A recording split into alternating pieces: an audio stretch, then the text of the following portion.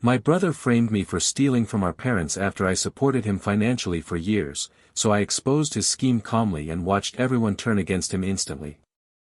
I'm a 28-year-old guy, and for as long as I can remember, I was the responsible one in my family while my younger brother seemed to stumble from one crisis to the next, barely able to keep his life together. Even as teenagers, I was the one handing him my lunch money, covering small fines at school, and bailing him out when he got himself into trouble, sometimes minor, sometimes things I shouldn't even have been involved in. From my perspective, family meant showing up, even when it was inconvenient, exhausting, or frankly, unfair.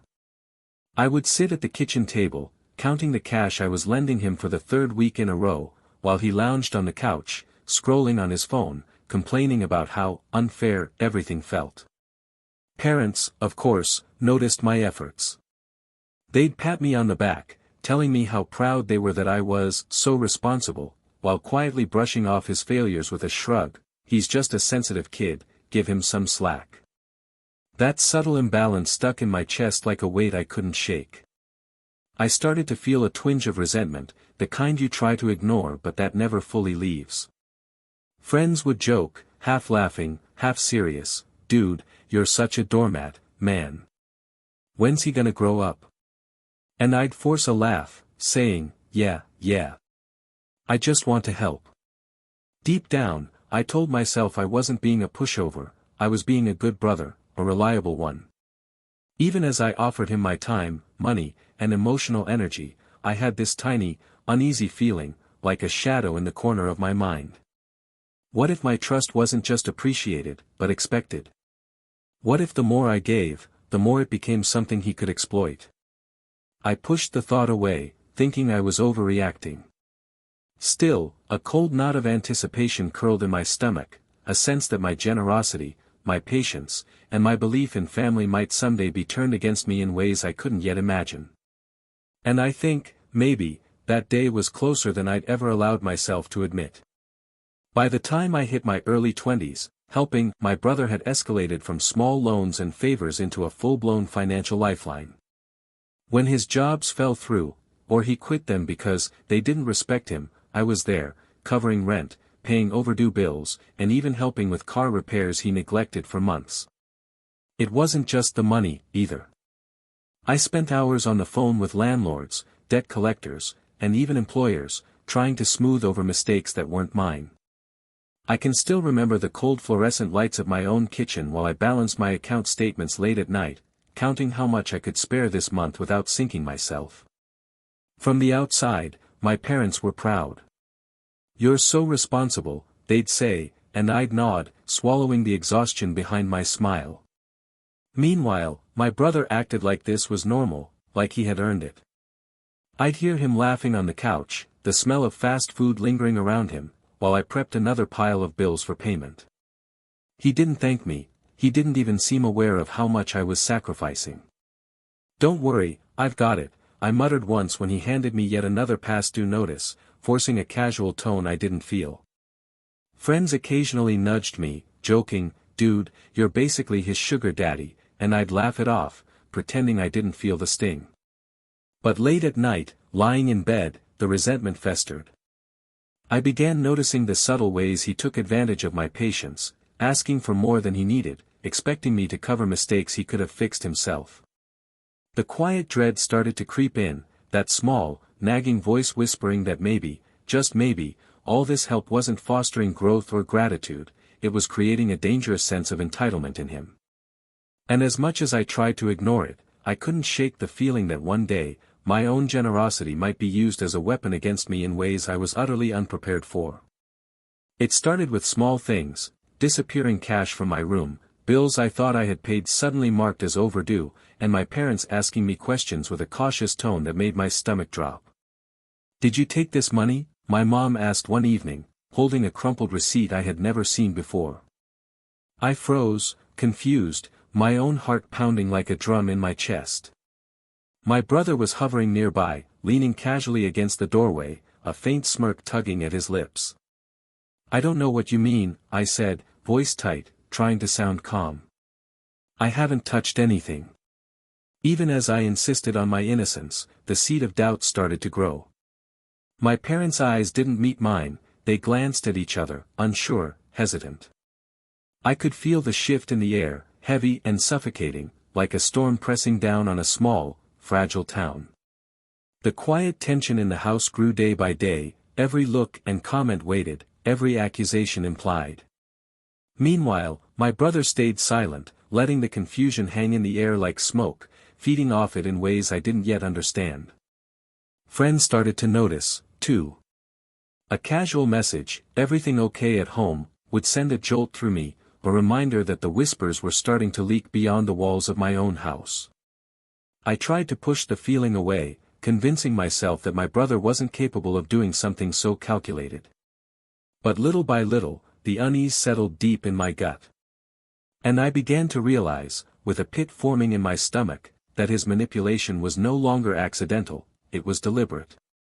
That thought alone made me want to scream, but I swallowed it, knowing that whatever came next, it would change everything.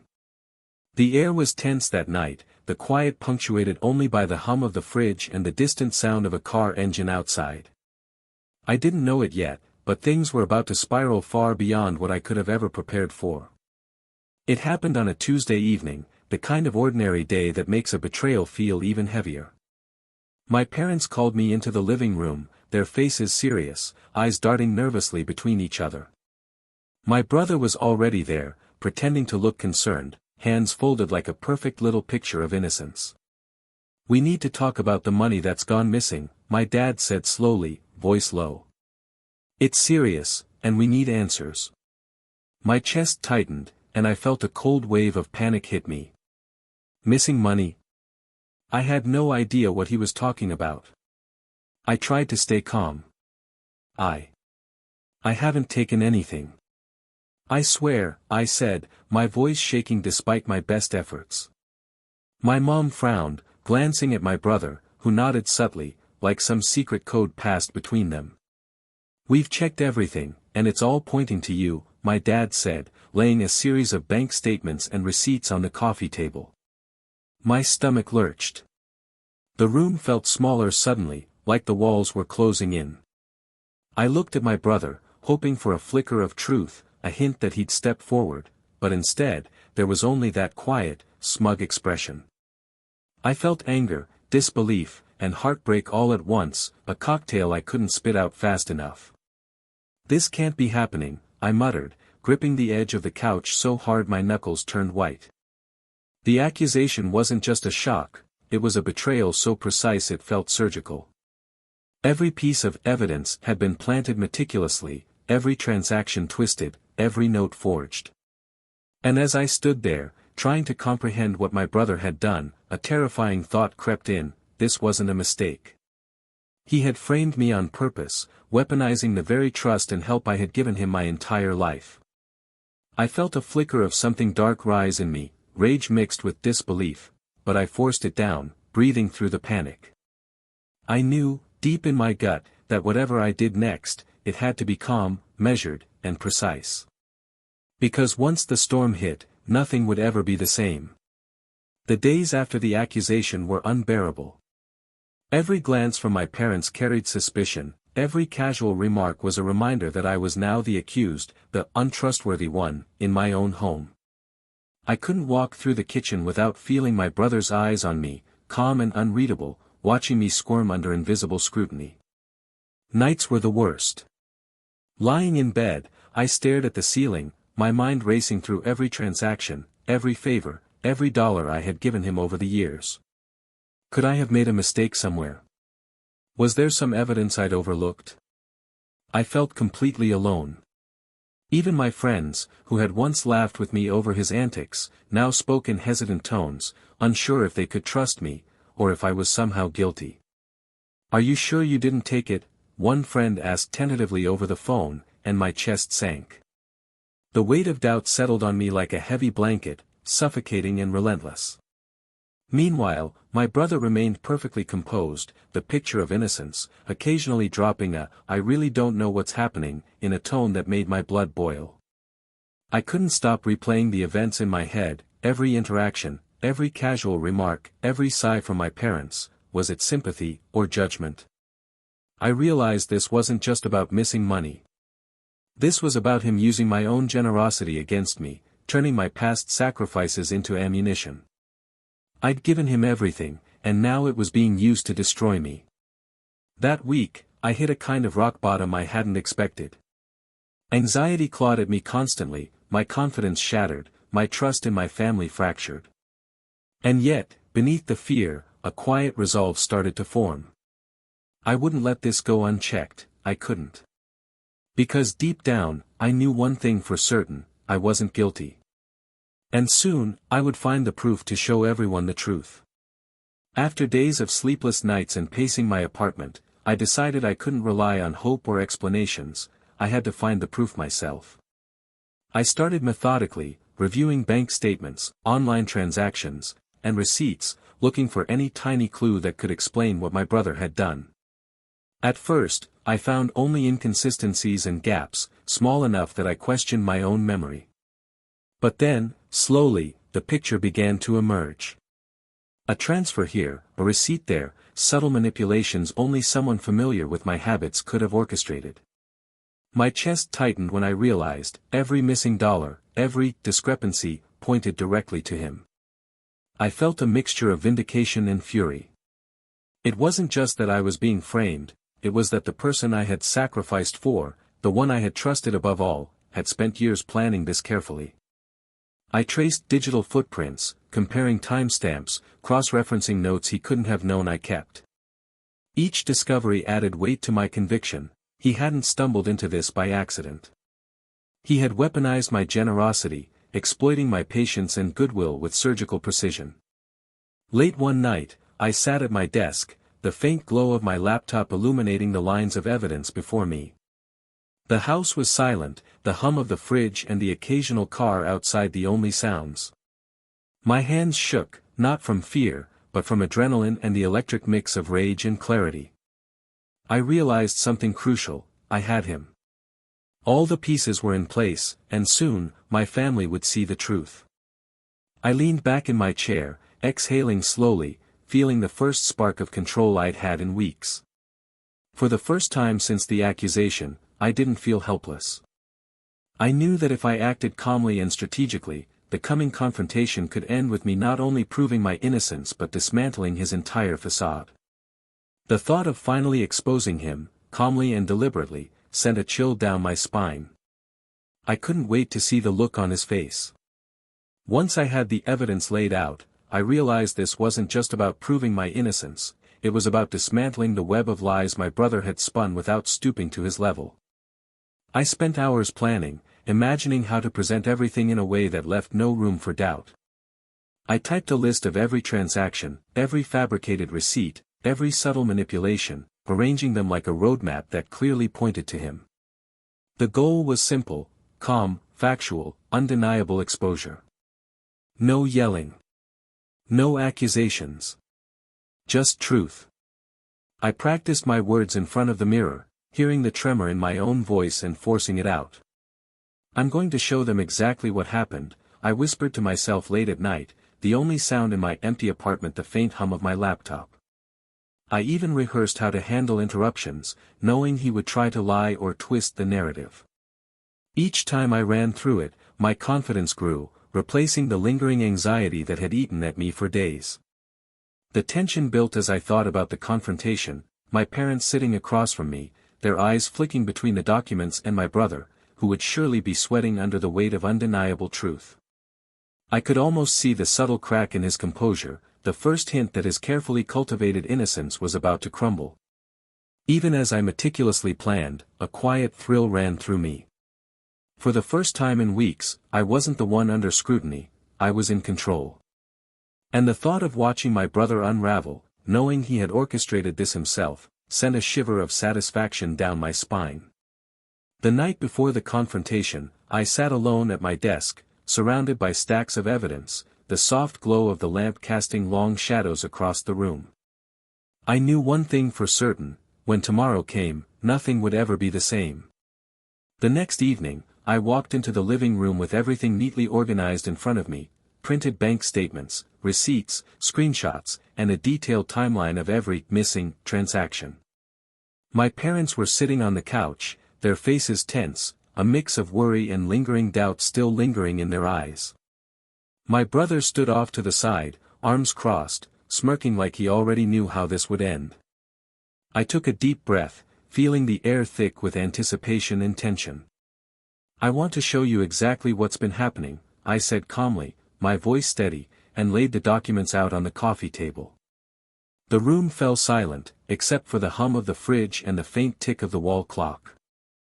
I began, step by step, pointing out each manipulated receipt, every altered transaction, every pattern that only someone with intimate knowledge of my finances could have orchestrated.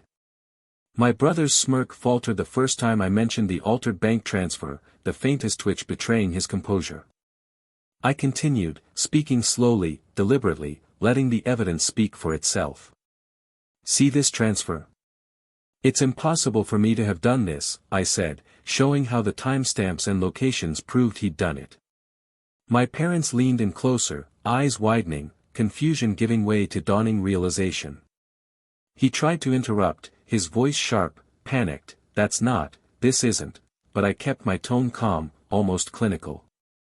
"Let's stick to the facts," I said, not raising my voice, just letting the papers and screenshots do the talking. With every point, I could feel the tension in the room shift. My brother's confidence, built on years of exploiting my trust, began to crack, revealing the anxious, guilty man beneath the mask. By the end, there was no room for debate. The evidence was clear, undeniable, and overwhelming. My parents' expressions shifted completely, shock and anger mixing as they realized the truth. And in that silence, broken only by his shallow breathing, I knew the balance of power had irrevocably shifted.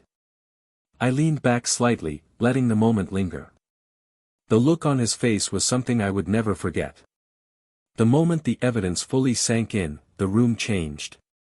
My parents, who had spent days teetering between doubt and hope, now turned their eyes from the papers to my brother, disbelief etched into every line of their faces. How could you do this?" my mom whispered, voice trembling, half in shock, half in anger. My brother opened his mouth to respond, but no words came out, the carefully rehearsed lies he had counted on crumbled instantly. I watched him panic subtly, his smirk completely gone, replaced by the tight-lipped terror of someone caught red-handed. Relatives who had been quietly observing, hesitant to pick sides, began whispering among themselves. "I can't believe he'd do this," one said. Another shook their head, a mixture of sadness and astonishment in their eyes. The room, which had felt suffocatingly tense just hours earlier, now pulsed with an undeniable shift, the scales had finally tipped. I felt a quiet satisfaction, the kind that comes from knowing truth and patience had won over manipulation. My brother tried one last desperate angle, muttering about misunderstandings, misread numbers, anything to salvage his facade. But every explanation clashed directly with the clear, irrefutable evidence I had painstakingly compiled. The panic in his eyes was the only answer he could no longer lie about. Even the faintest allies he may have counted on were silently recoiling, realization settling in that he had crossed a line from which there was no recovery. I could feel a wave of vindication wash over me, tempered by exhaustion from the emotional roller coaster that had led to this point. My parents, once uncertain, now leaned toward me fully, their trust restored, their eyes softening as they absorbed what had happened. It was the moment I had been quietly waiting for. The very person who had turned my generosity against me now stood isolated, exposed, and powerless. And as I looked at him, sweat beading on his forehead, a flicker of fear replacing arrogance, I knew the reckoning had only just begun. The aftermath was immediate and intense. My parents, still reeling from the revelation, began holding my brother accountable for the first time in years. The casual leniency he had always enjoyed, the whispered excuses, the half-forgiven mistakes, vanished almost overnight. I watched him sit there, silent and cornered, as they asked pointed questions about every past incident, every borrowed sum, every mismanaged responsibility. He stammered, grasping at words, his usual arrogance replaced with desperation and shame. Even the friends and relatives who had once hesitated began treating him differently, their eyes no longer clouded with doubt or sympathy. I felt a strange mix of satisfaction and relief. The house no longer carried that heavy, suffocating tension, my name was cleared, my reputation restored. But there was also a lingering bitterness, the awareness of how easily trust could be weaponized and how fragile family loyalty really was. My brother, meanwhile, was facing consequences I hadn't even imagined: restricted access to finances, limited privileges in the household, and the quiet isolation of knowing the entire family now saw him for who he truly was. I walked through the house that evening, sensing the subtle shift in energy. Conversations no longer carried the edge of suspicion aimed at me. Even casual glances were softer, warmer, infused with a cautious optimism. My brother's usual presence, confident, entitled, untouchable, had been replaced with nervous tension, a man who realized the foundation he had built on my generosity had collapsed beneath him. And yet, in the quiet moments, I couldn't ignore the reflection that lingered in my mind. Years of sacrifice, patience, and trust had been weaponized, and though I had won, the emotional scars remained. I understood, more clearly than ever, that boundaries, vigilance, and self-respect were no longer optional, they were survival. The balance of power had shifted, the scales had finally tipped, and my brother was left to reckon with the consequences of his own choices. But even in victory, I felt a twinge of something I couldn't quite name, a reminder that betrayal leaves marks, long after the evidence has been laid bare. In the quiet that followed, I finally allowed myself to reflect on everything that had happened: the years of giving, the sleepless nights, the constant balancing act between helping and being taken advantage of. I realized how blind I had been, thinking that loyalty and generosity alone could protect me from manipulation. My brother had spent years exploiting my trust, turning my patience and sacrifices into tools for his own gain. And yet, despite the betrayal, I felt a strange sense of empowerment knowing I had stayed calm, methodical, and composed throughout the chaos. I thought about all the lessons I had learned the hard way. Boundaries weren't just suggestions, they were essential. Trust needed proof, not just belief. And sometimes, love or family loyalty could be twisted into a weapon if you weren't vigilant. I found myself speaking softly to my parents one evening, saying, "I hope this teaches all of us the importance of honesty and accountability." Their eyes glistened, filled with both regret and relief, and for the first time in weeks, I felt like the weight of suspicion had finally lifted. I also reflected on my brother. For all his manipulations and lies, he had been predictable in one way: overconfidence.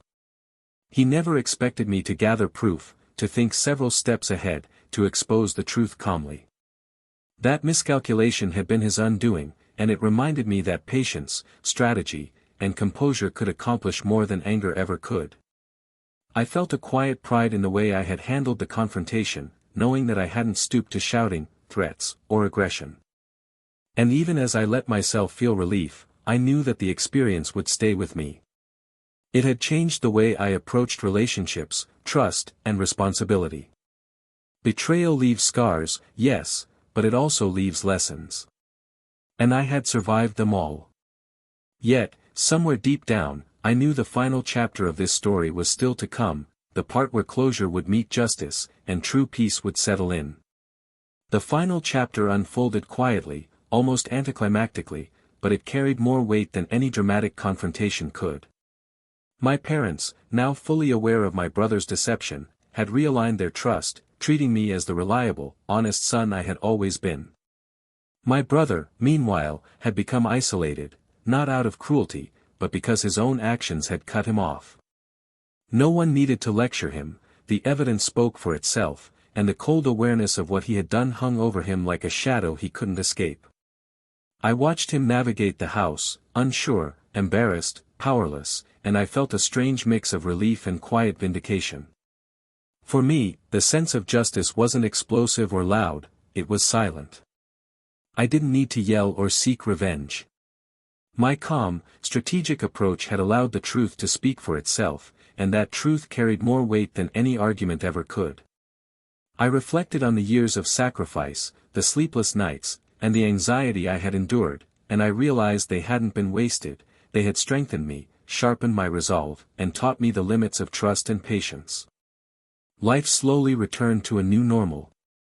The tension that had haunted every room, every conversation, gradually dissolved.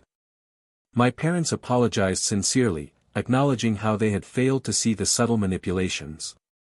And I began to reclaim my peace, setting boundaries that my brother could no longer ignore, reinforcing that loyalty does not mean endless sacrifice. As I sat alone one evening, sipping a drink while the sun dipped below the horizon, I felt a sense of quiet empowerment. I had faced betrayal at its most personal and insidious level, and I had emerged intact, not just surviving but stronger. I realized that sometimes, the most powerful revenge isn't confrontation, it's calm exposure, patience, and letting truth do all the work. And as I closed my laptop and looked around the now peaceful house, I knew this was the final lesson: justice doesn't always roar, it whispers, it endures, and sometimes, it changes everything without a single raised voice.